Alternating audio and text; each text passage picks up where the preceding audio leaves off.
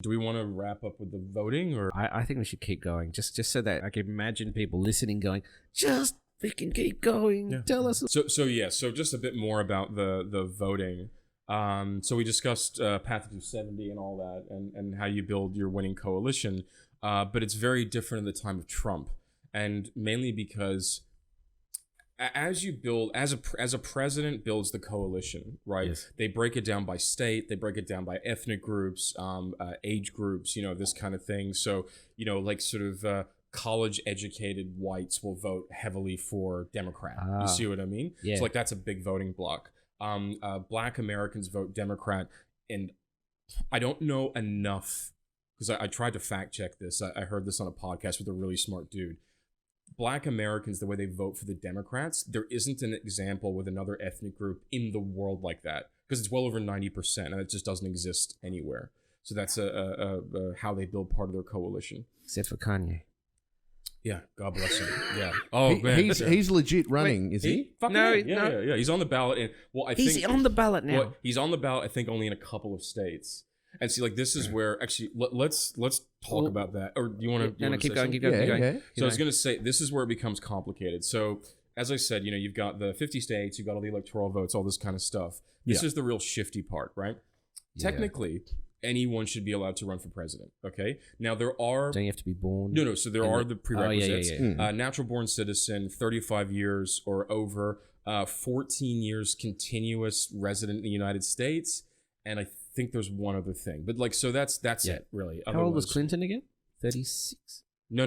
The youngest one who ever got elected was Kennedy. He was 41, and he was the youngest. So how old was Clinton? He was still young. I think he was in his late 40s or early 50s, but that's pretty young. It's usually an old white guy, The president has an administration, right? Which has 18 different cabinet posts. Yes. Yeah. So the most famous ones that people know about are like Secretary of Defense, which used to be called Secretary of War until World War II.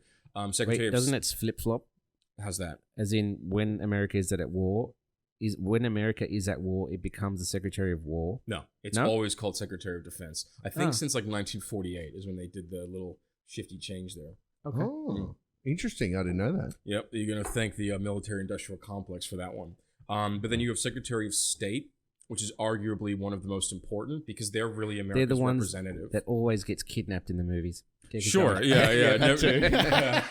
Never in real life, but they're the person who, like, before the president goes anywhere, they'll negotiate, with whatever it is. Then you have Secretary of Treasury, all these different things, and these cabinet makers are basically the president's advisors, and then they run little administrations, whatever of their own.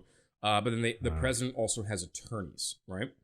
An actual White House counsel. I think that's the job Giuliani had.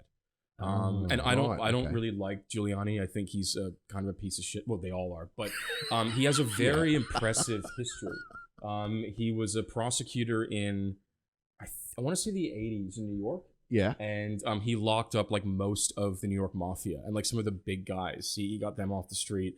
And then he was actually mayor when I was a kid growing up in New York.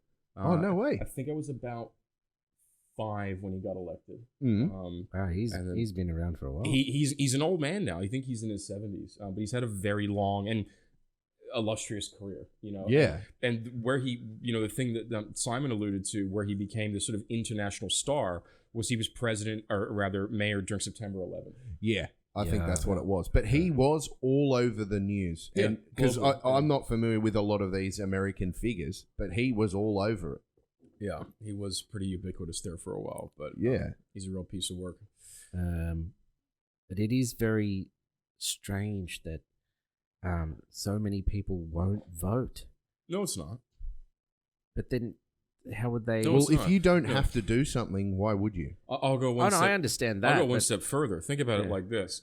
If let's say you're a 40-year-old white dude living in Wisconsin. Yeah. Right? Mm-hmm. How much did your life change under Bush versus Obama?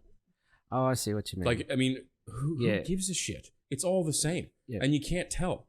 I mean, I was in the States not last year, the year before, because my best friend got married, right?